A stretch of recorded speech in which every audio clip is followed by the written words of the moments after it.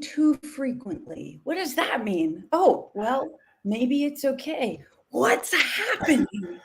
How did we get here? How is it possible that my face is on this screen and my voice is being broadcast to however many places we are succeeding in broadcasting it? I would like to welcome you this morning to Intuitive Public TV.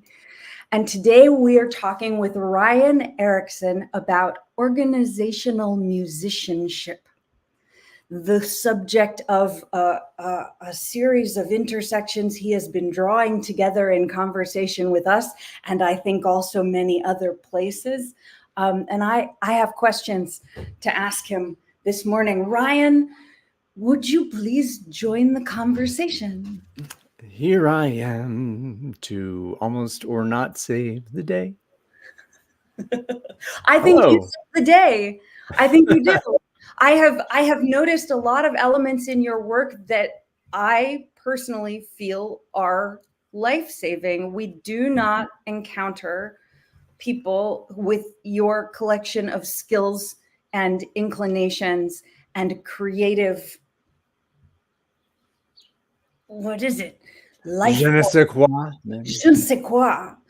And we have connected, particularly, I started reaching out to you because I saw so many parts of your work that are crucial for the Intuitive Network. And so I have no end of questions about this. But at the end of one of our previous broadcasts, and I'll put this in here in the comments, this is from April 23rd. We were talking about brave navigation, and in the last 10 minutes of that broadcast, I gave you just 10 minutes to say something about your background in music and how you bring the music into all of your other works. So now we're going to expand considerably on that 10 minutes.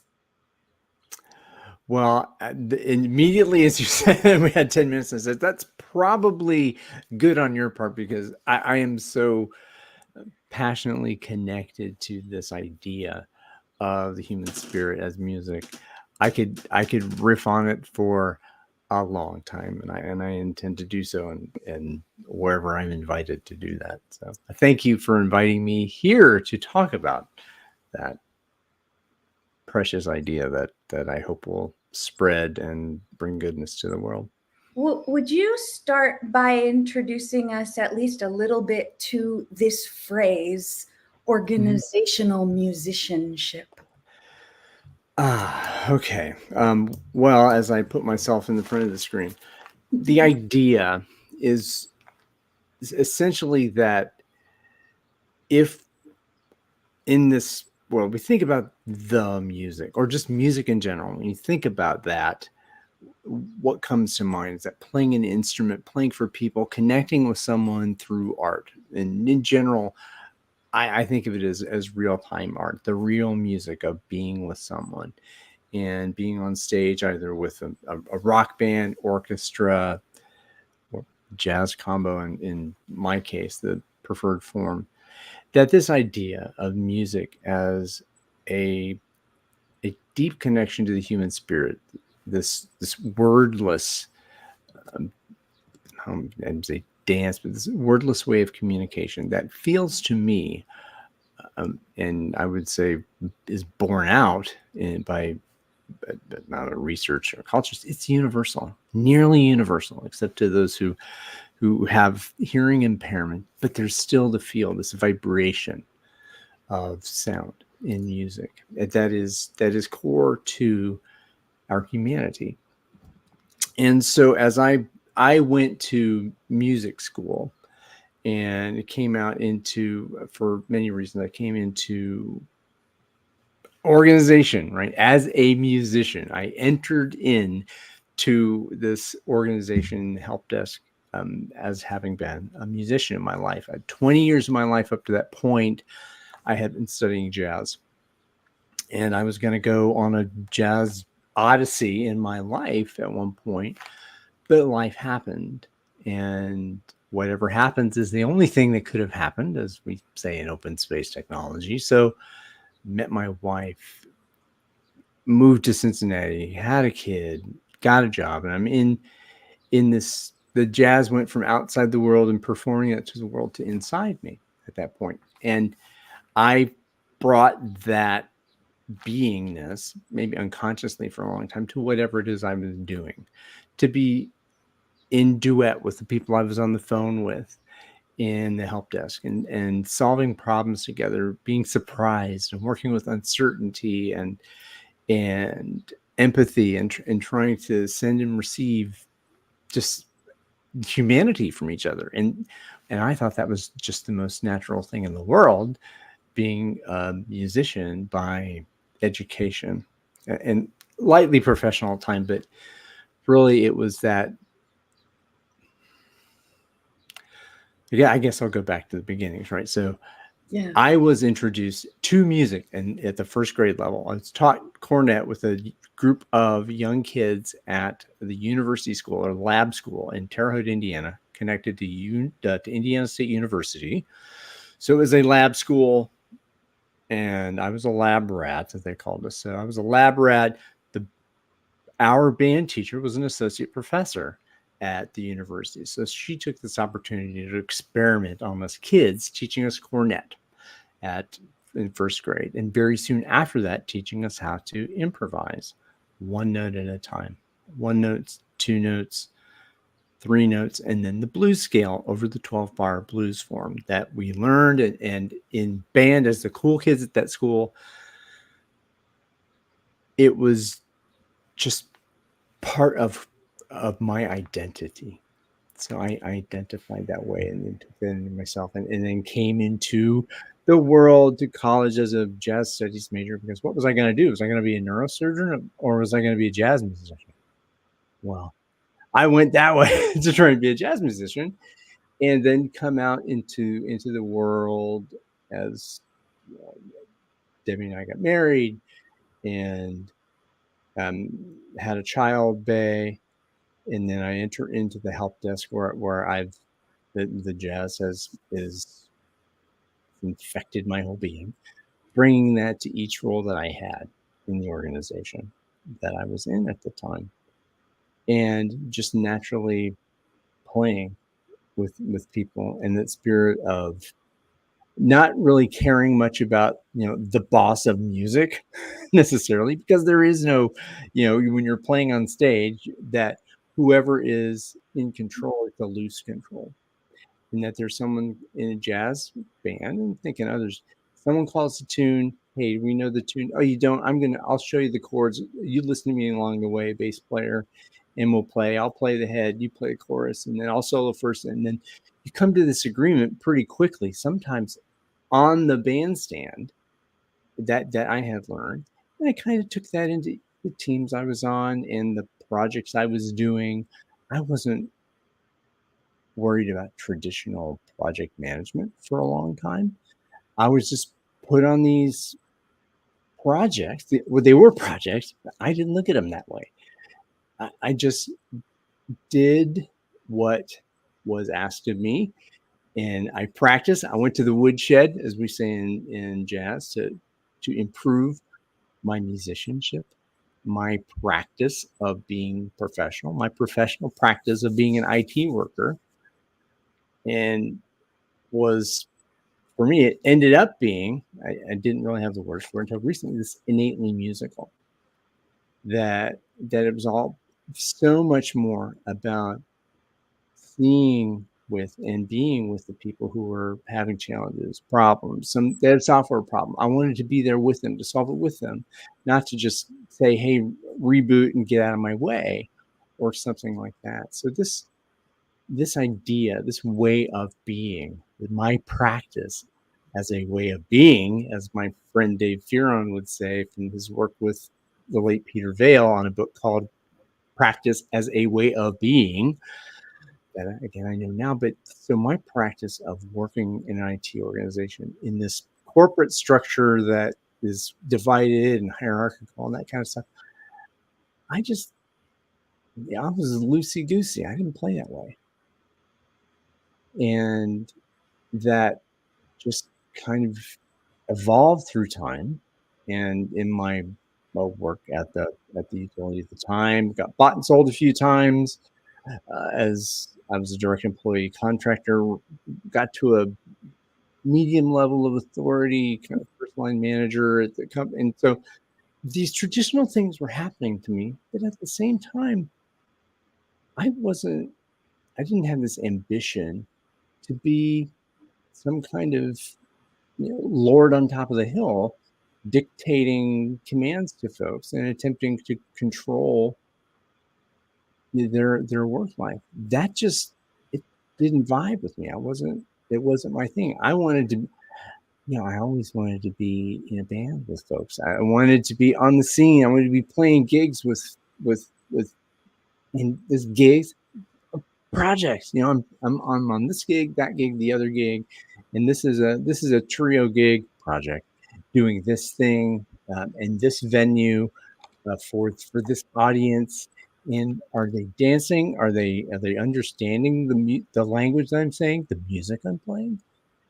And okay, great. Well, they're not. So let's stop. What tune are we playing? What are we trying to achieve? What are we as a we? Okay, audience, performer, venue, environment, system. Those are what someone observing that project would say from a technical academic way, but it was always for me just how I was being as a musician. Yeah. And that's kind of how I navigated corporate life. And you ask, well, and it's kind of a long way of explaining what this idea of organizational musicianship is. I was an organizational citizen. I was behaving according to the law. I was complying with the law of the environment. And also I always had the artist in me. My dad's art professor at the university for many years. Mom had a degree in communications and oral interpretation. It was in poetry, reading, community theater. So the arts were in our life. And maybe that makes me unique in some way, as we all are unique. But I now have this belief that music is not about the instruments, because that was my experience. It's not about, because I'm a bass player. I have my bass here. I still have the keyboard. That is the side thing. That's the music I play on the side. The music that's in me now and that comes out now is with people. It's with the connection. Is that, and I think and believe that is a key that can unlock this long-standing need for, this desire for control over others in organizational container. Because, and there's no senior vice president of music in the music industry. There's the music business, which is all about the transaction and what we hear, these horror stories about the extraction and abuse of artists in the music business, which is weird. But I flipped it around and it felt really interesting to me that we're not talking about the music business or the business of music.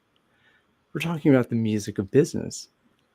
And when I flipped that around, it felt like, well, if I talk about the business of music, who am I in that? Well, I'm a musician.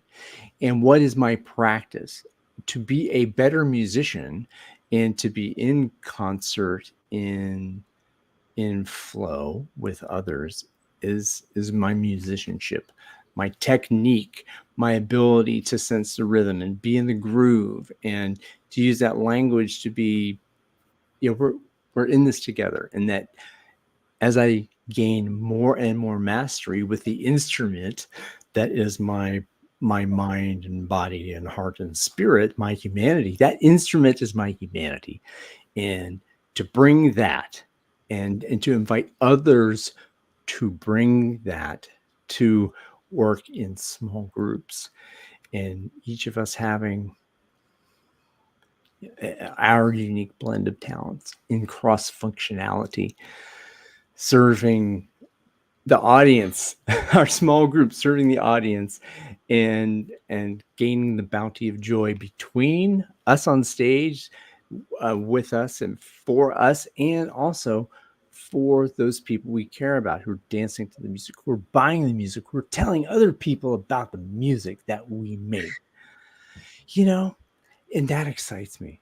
And to be, I mean, to be able to bring that energy in, I mean, in life in general, and this is, but where do most people in this, Western society, I mean, globally, where there are, organs of business spending 40 hours a week doing that? Why not combine the professionalism, the artistry, the mastery of being a musician, a performing artist, or a composing artist, and having, because not everybody wants to be on stage. Not everybody wants to be this sparkling star on stage, this rock star, or whatever. There are some folks who want to write the music, who want to take their time and breathe with it, and sit with it, and let it come, and then share it with one other person and say, hey, do you dig this? Do you like this tune? Or and let's make some tunes together. Let's do that. So there's a whole other form of that that's compositional, that is meticulously designed. Let's go to the studio as people together working. So we compose the tune. Now we're in the studio. We have an engineer, producer, and in that environment, there's more control. There's this sense of, that's the game I'm playing. I'm not playing the jazz game or the rock band, touring band, local band, garage band, high school band. All of those forms represent different combinations and different constellations of mastery and stakes and engagement with, so I don't have a need to be this professional musician. I just want to hang out with my buds and go drink a beer, after a while, and that will be my joy, in that model. And there are folks who take that attitude, and no judgment, to their work life, and that's okay. Sure, that's music too. It's all music. It's all to me, and that's I want to have the opportunity to share that language with folks, and some people may connect to that immediately, some won't. And again, that's figuring out, are we playing on recorders together, just trying to make a sound? And that's okay. Eventually you learn to play the cornet in a group of 10, and maybe we improvise if your teacher wants to do that. I mean, there's so many layers and so many ways to think about, how do people in an ideal situation learn music and learn to play, and where does that end for them, and how? And that, I think, is another bit, because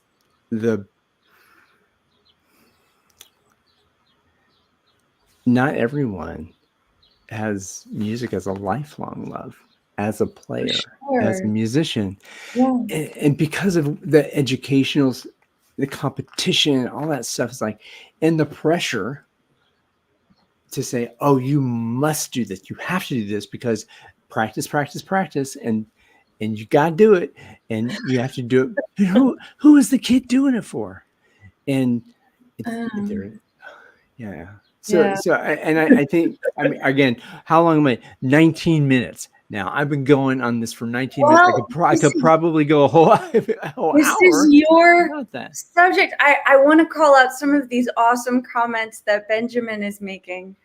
This recent one is, if art reflects life, it does follow that life is art.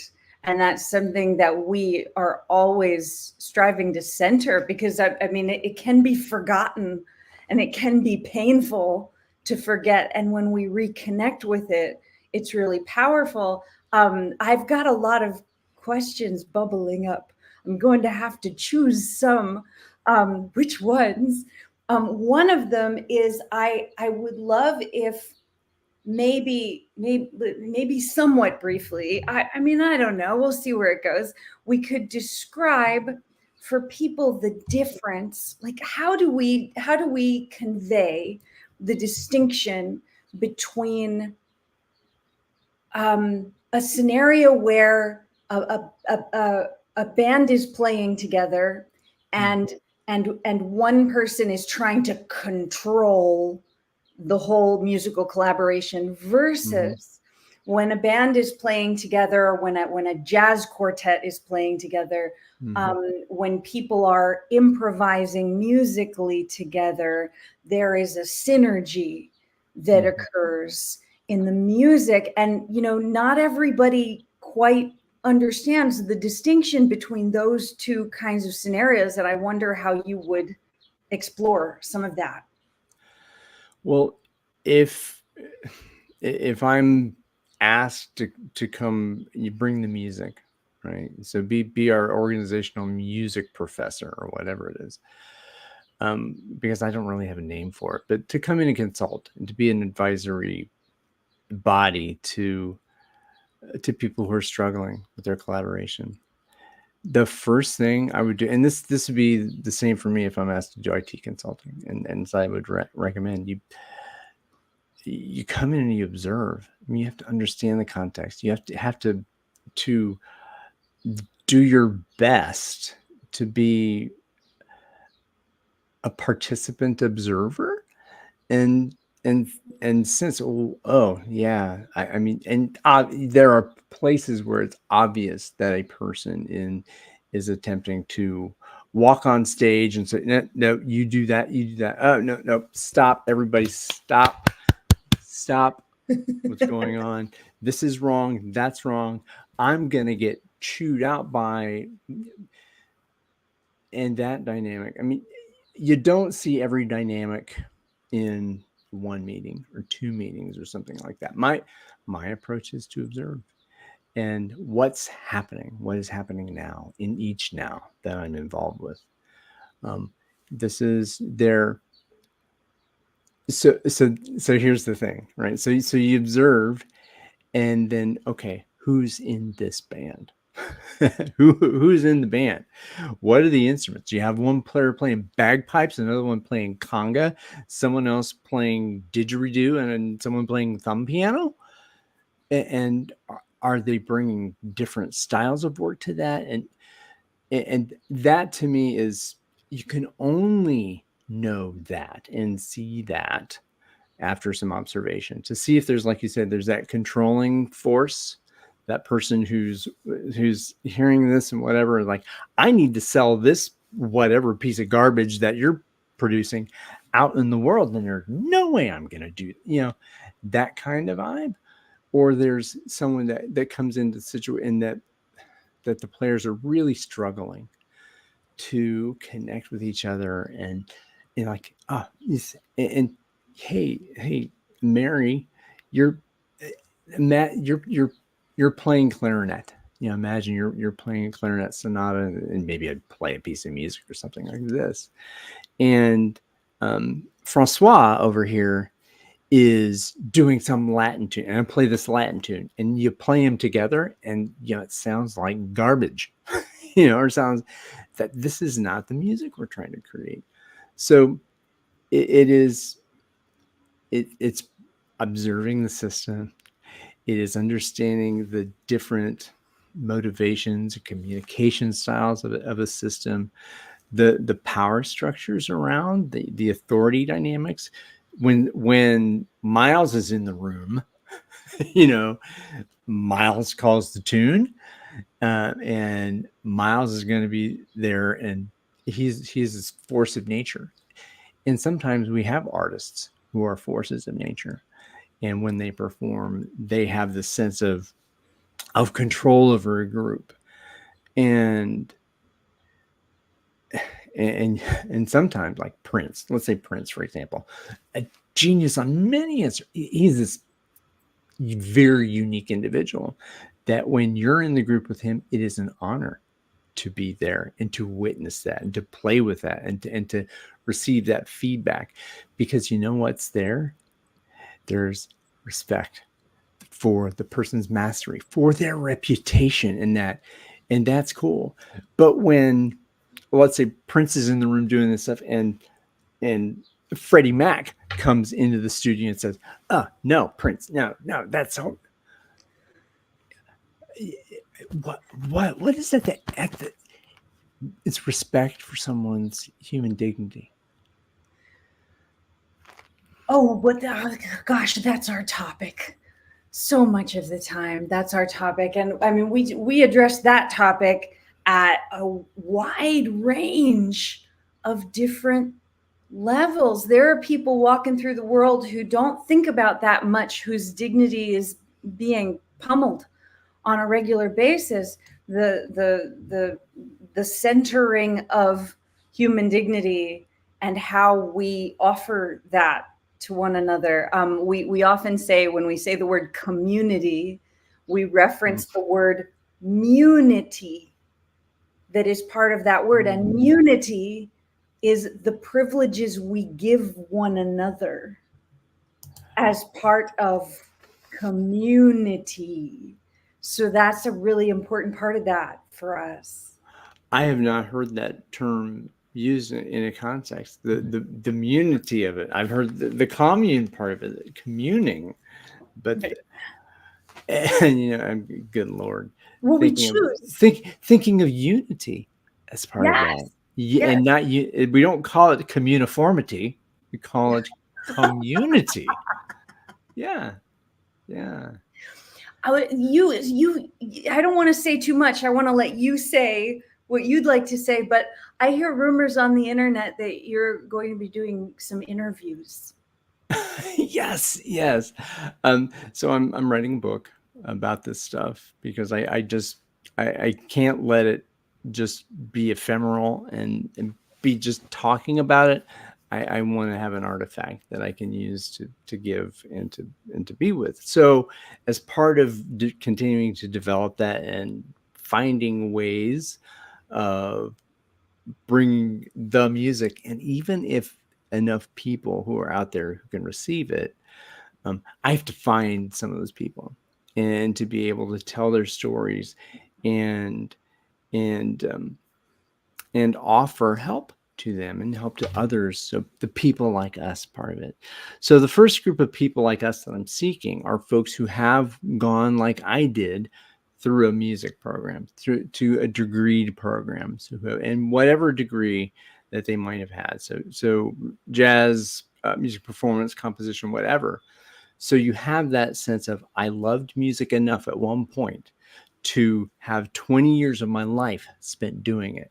And in that sense of the 10,000 hours to mastery, you don't think someone's practicing 10,000 hours over 20 years, regardless of the level of discipline. You exit music school and generally with a sense of mastery about it. And those people, so the people I want to really talk to, that you've matriculated with music, and now 10, 20 years later, you're in a position of authority within an organization, potentially massively hierarchical, and with the set of goals and targets that are fixed, that you're having this pressure on you to perform. And performance doesn't mean that it means that you're going to hit those targets or else. You must hit those targets. It's not, hey, this might work. It's this must work. And this must work because I get something out of it. I get my bonus. I get a chance to move up on this ladder. And so what does that feel like for someone who has spent this life in mastery? And I think it would, I think in all the performing arts, you get this, but for me, it's music to say, okay, I spent this part of my life being in ensembles of small solo, maybe orchestras, and this having this joy of doing that. And now I spent my life doing that. And now I'm in this position where I'm being asked not to show power with, not to receive from the people I love is joy. And, we are making love together. And that sounds provocative, but this idea that this is the loving spirit of music. And if I've grown up with that, I've studied, I've played, and then now what has my life become? What has my life become? And there's trauma, I'm sure, at some point in there. There's loss in that. At what point did that dream die for me? At what point did I have to let go? And now what if at this moment, with years ahead of you, what if you could reawaken that love and bring that and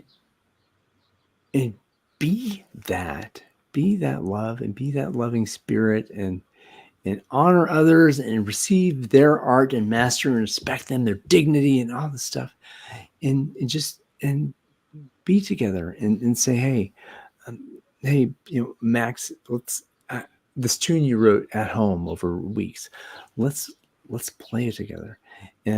Or hey, this research paper that you were doing for months, you've been doing so much work on it, showing mastery. How might we utilize that for our customers in this domain? And not to have someone saying, you got to get this product out here because that research is, I don't care about it. It can be wrong. It can be it can't be tested. I don't care if it's been tested for safety or not. Get that thing out. That ain't music, man. And I believe that pressure and that coercion and that incentive to comply, it is killing people, and it's at least killing their spirit. And I think the people with, again, totally biased here, with the greatest sense of cognitive dissonance about, I can't believe I am being asked to force people to do anything. And how, and you feel like this is evil. Now, many musicians have awful conductors who are authoritarian. I mean, there's toxicity and all this, and I get it. And again, maybe that was the experience that caused someone to drop out of music school and college, because they got that command and control. It wasn't about loving the music enough so you would internalize it, and you knew your second violin part because you felt it and you felt how it played.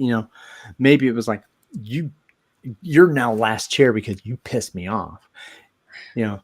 So music can be toxic. We know the stories of the music business like that, but yeah, and this was a recent discovery for me of who I wanted to talk to, and why did I want to talk to them, and what was it? Because I've been wandering around, taking in all of these these principles of agile software development, this idea of the Scrum process framework, whatever you want to call it, a big debate about that, to deliver software, twice the work in half the time, and that stuff.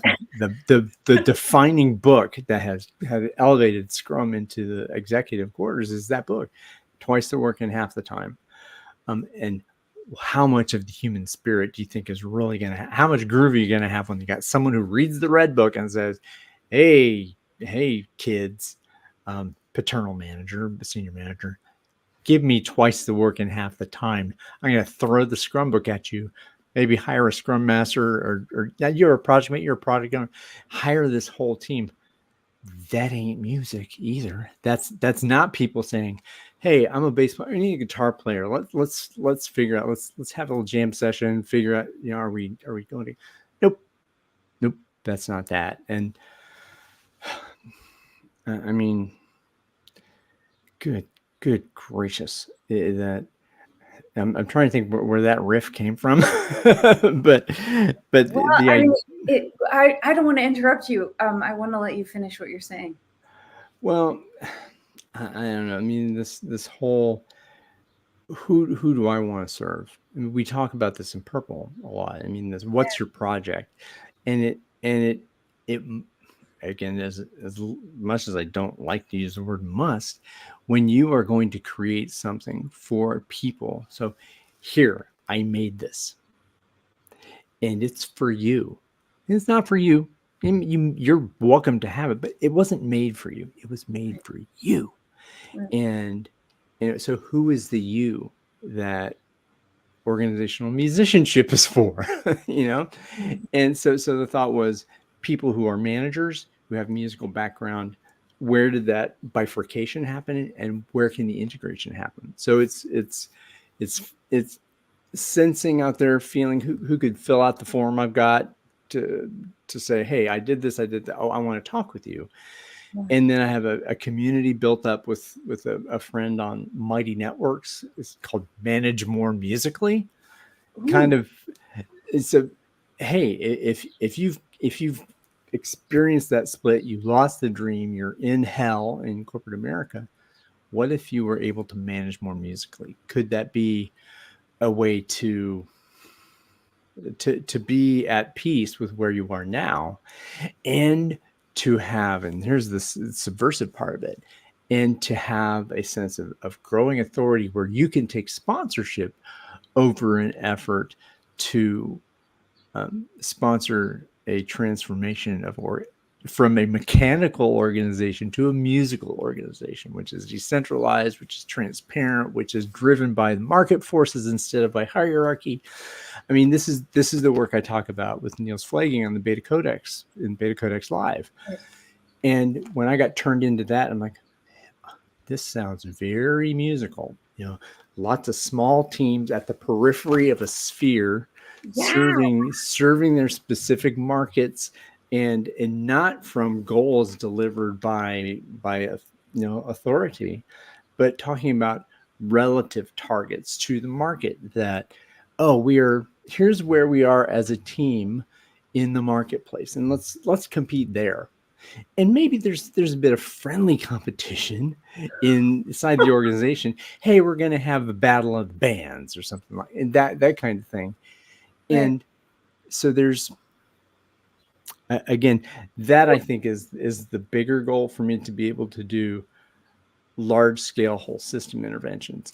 But part of that is now the friction against that I feel is when I talk about Beta Codex with people, it's like, that will never work here, because the managers, they don't want to relinquish control. Well, sure, you're right. But if you, as a musician, and having been able to climb high enough where you have a position of authority, a sense of influence, a reputation that allows you to be a force for change and to be able to make a case, because the folks up there in the hierarchy, they need cases. They got to sell this to the board. They got to sell this to this, shareholders or whatever.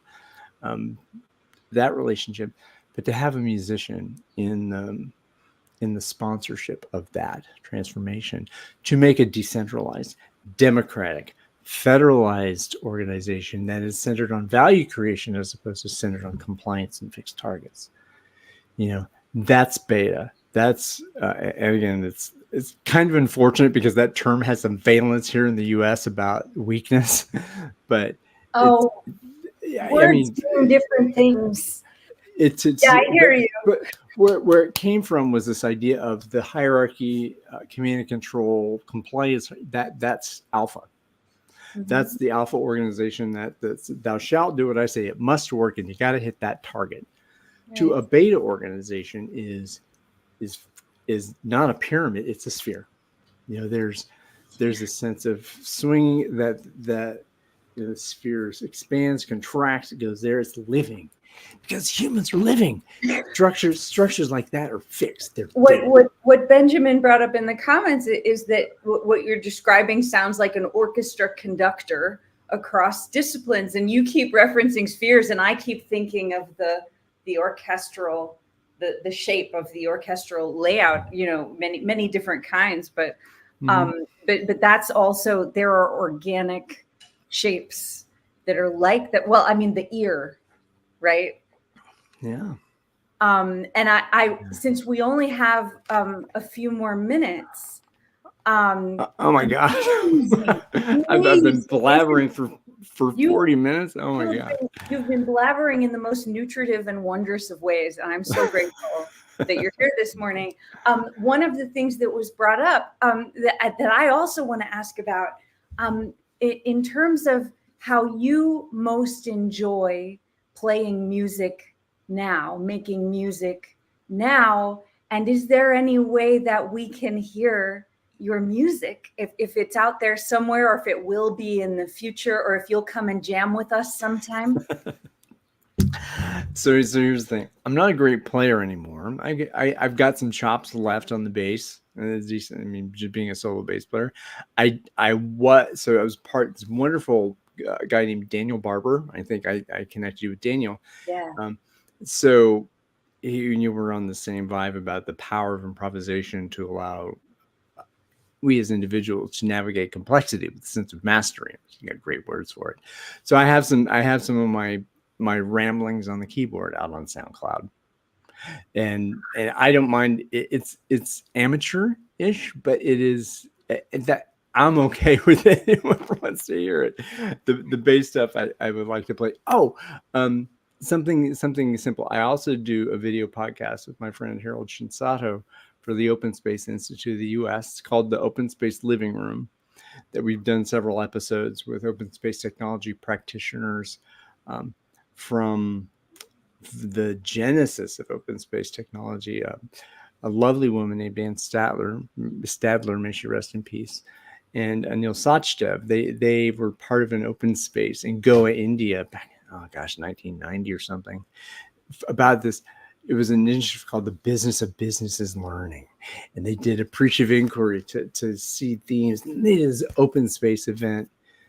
And so we heard that we had the story of that in one of the episodes. A guy named Thomas Herman, who is a world-renowned open space facilitator. Peggy Holman, who was involved in organizational change for years. Paul Levy from the UK, who is a phenomenal, really just a unique kind of character in the open space world. So we've had some of these episodes. So I say that saying I wrote the theme song. Maybe you could share links with me after we're done here, and I could share them with some others. That would be so cool. We do all. I mean, I don't know what my music chops are, but I show up and I make the music, and it's the best music because I'm making the music.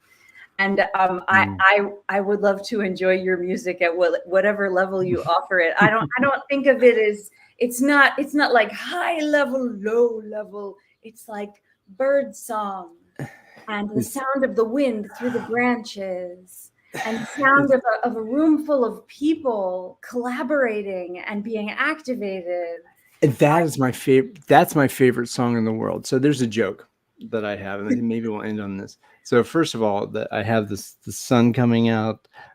Look for the silver lining wherever clouds appear in the blue.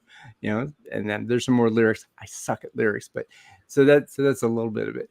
What I say is if what are my favorite songs in the universe? My one favorite song in the universe is called 4 minutes 33 seconds by John Cage. Yeah. Awesome. And you know what that is because you have a musical background. It is a guy with piano. It's for prepared piano sitting on stage. And it's 4 minutes and 33 seconds of whatever is happening in that room at that time. There's that. Things in the whole world. Yeah, and the second, I do have a second favorite tune. absolutely everything else. So that's my second favorite tune. Any and all music has a beauty to it. And of course there's, third and fourth and fifth about, the Joni Mitchell orchestral version of Both Sides Now, which always makes me cry. This duet, I shared the Carla Bley Steve Swallow duet of Lawns. Not with me yet. We can share that, but that again is another one, songs that make you cry, and that's Afterglow by Genesis. I mean, I'm a softie. The music I love makes me cry. Maybe that's pathological. We have to continue this conversation. We have to do this more and more often. And I am working diligently on my rehab and trying to avoid re-injuries. Yeah. So it has slowed me down somewhat, but this is important, and our network needs this, and people beyond our network need this. So I'm really grateful that you're so focused on it and you're so passionate about it. And we've had great fun with people joining in the comments. Thank you, everybody, for joining us and for giving us comments to show on the screen. It is so awesome. I will bring it to however many or however few people want to receive it. I'll do coaching with it. I've done coaching before. If someone wants to bring out their musicianship, I am all in for that. So again, just connect with me wherever you can, and I will dance with you, and I won't let money get in the way of me helping you, because this is the work of my life. I got to eat, but I love you, and I want to help you bring your own music to the world. So we all regenerate more good life energy together, and then flowing monetary currency is not as big a deal as it seems to be when we're isolated and not in synchrony. So this kind of energy is really powerful. And we're going to do a lot more of this. And I'm excited to see what happens. And gosh, I want to read your book. It will be out as soon as it is out. As soon as I have all these interviews and get it going. And well, we added some links in the comments and some of these, and I'm going to try to put those links more places. But anybody who wants to reach out to find you, Riffing with Ryan on YouTube. Yep. And you can always reach out to me. What I don't even remember. What do I say? How do people reach out to me? Message me on a platform, send me a message and say, I need Ryan's information. Where is he? And I'm there. So LinkedIn is where I hang out the most. I'm the only, if you do RIJON, you'll get a bunch of folks. But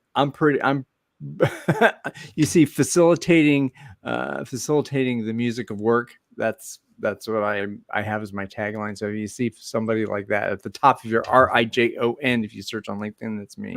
And I got the link right there. So we'll keep sharing these around, and we'll keep letting people know. And I'm excited for the next broadcast already. Thank you for spending this time with us, Ryan. Well, thank you for the precious gift of your time and attention. We did it again. I'm gonna knock my earbud out. So. Okay, well, this wraps up our Intuitive Public TV simultistream live broadcast with Megan Elizabeth Morris and Ryan Erickson joining across the great sacred universe. We will return. Thank you for joining us. That's good now, wherever and whenever you are, whenever you see this. So.